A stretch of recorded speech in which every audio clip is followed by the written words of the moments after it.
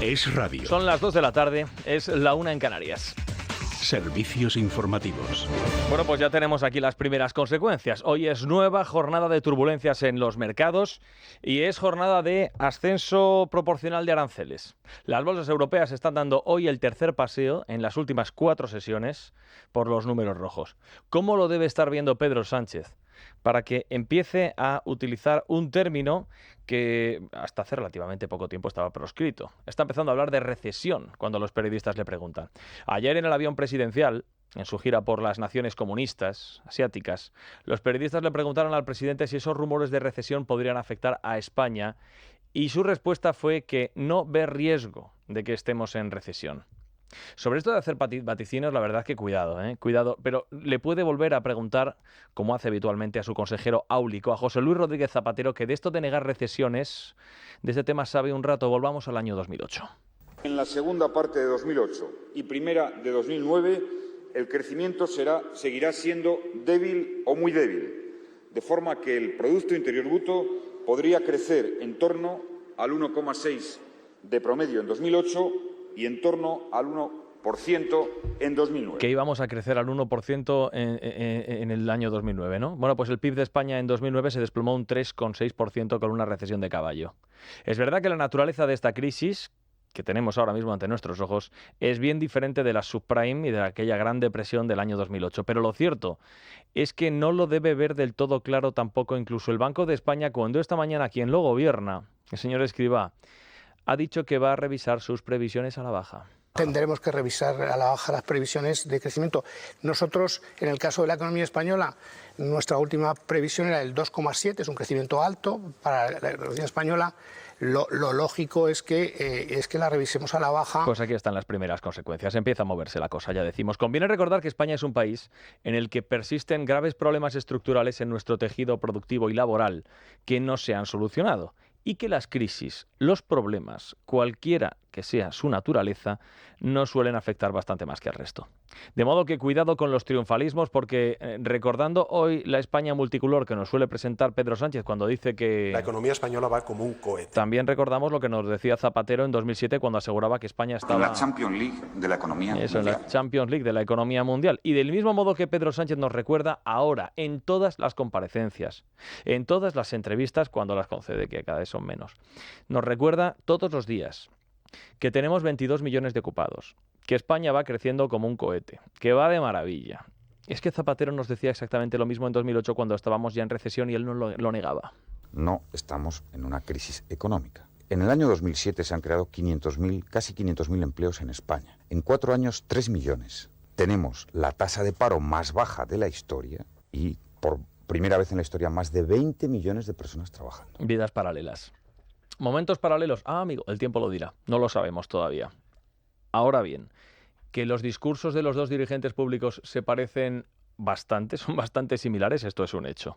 Miren, es verdad que España crece al 3,2% y que estamos muy lejos de una recesión. Es cierto. Pero por la cuenta que nos trae a todos, esperemos que Pedro Sánchez acierte y que llegado el momento no haga como Zapatero y sí que nos diga la verdad de cómo estamos, por no caer en los mismos errores que nos llevaron, que nos condujeron a un abismo del cual tardamos muchos años en salir. De momento estamos en las mejores manos, ¿eh? Esto es buena noticia. Pero decimos nosotros, no. En ausencia de Pedro Sánchez, por favor, adelante, vicepresidenta. Lo importante desde el Gobierno es trasladar un mensaje de tranquilidad y de confianza. Este Gobierno está experimentado en abordar crisis distintas que hemos vivido desde que Pedro Sánchez llegó a la Moncloa. La crisis primero de la pandemia, que fue muy importante, un shock tremendo para la economía.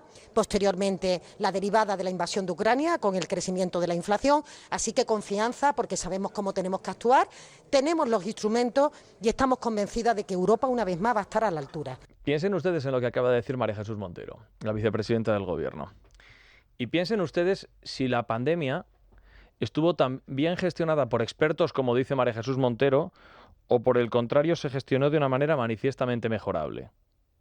Que igual mirando o atendiendo a las cifras de muertos, al impacto que tuvo en nuestra economía, a las alertas a las cuales no se prestó la suficiente atención y a la gestión de la pandemia, pues a lo mejor nos da la sensación de que, hombre, expertos, pues tampoco estuvo conducida esa por expertos. Y piensen ustedes también en el problema de la inflación derivado de la guerra de Ucrania. ¿Los expertos han contribuido a aliviarnos mucho el bolsillo? La verdad es que no. La situación no ha sido tan halagüeña como nos manifiesta el gobierno de España. Dicen, somos expertos en crisis. Oiga, cualquiera lo diría. Pero vamos, todos tranquilos, que estamos en buenas manos, dice la vicepresidenta. Pues nada.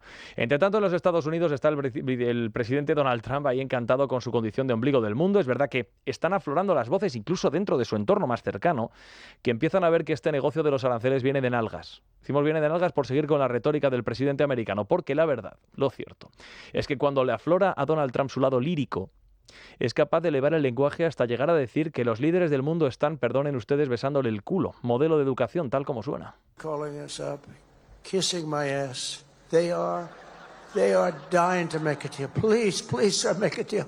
I'll do anything, sir. No es una actuación del Club de la Comedia. Es el presidente de los Estados Unidos, Donald Trump. Dice que los líderes le están suplicando que hagan lo que sea con tal de llegar a un acuerdo. Pues oiga, no lo dirá por los chinos, a quienes les ha tenido que elevar los aranceles hasta el 104%, pero que no están dispuestos a transigir y han respondido hace escasos minutos. Acaban de imponer aranceles adicionales a los Estados Unidos que se quedan en el 84%. ¿Qué va a responder Donald Trump? Pues que evidentemente vuelve a subir los aranceles. ¿Qué responderá China? Pues exactamente más de lo mismo. Europa ya está también respondiendo con más aranceles y Ursula von der Leyen va a salir a explicarnos en unos minutos cuáles son los nuevos gravámenes, a qué productos americanos vamos a imponer esos gravámenes y, por supuesto, va a salir a explicarnos a todos que esta es la mayor amenaza de nuestro tiempo. Lo dice la presidenta de la Comisión Europea, Ursula von der Leyen, porque ha encontrado en esto de los aranceles la amenaza que le faltaba para completar su póker apocalíptico. Nadie como ella para anticipar la siguiente catástrofe que aguarda a la vuelta de la esquina. Esto lo escribe con bastante gracia Alberto Olmos. Úrsula vive de esto. Cada día nos presenta un nuevo fin del mundo, da igual, el que sea. Putin, el cambio climático, la inteligencia artificial, la inmigración, los grandes miedos han vuelto, dice Úrsula, cada vez que ella coge un micro. The great fears are back, from the fear of climate change to artificial intelligence to that of migration or simply of being left behind. Hay un gran peligro en simplemente quedarse atrás. Estos son los miedos. ¿Que hay graves inundaciones, por ejemplo, en Valencia? Pues Úrsula nos habla de la dramática realidad. This is the dramatic reality of climate change. Del cambio climático nos ha dicho todos los europeos que debemos prepararnos para una guerra.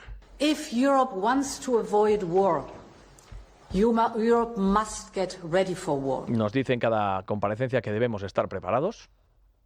To prepare for the worst. Preparados para lo peor. Y en esto de los aranceles ha encontrado un nuevo pretexto para alertarnos del apocalipsis nuestro de cada día. The global economy will massively suffer. The consequences will be dire for millions of people around the globe.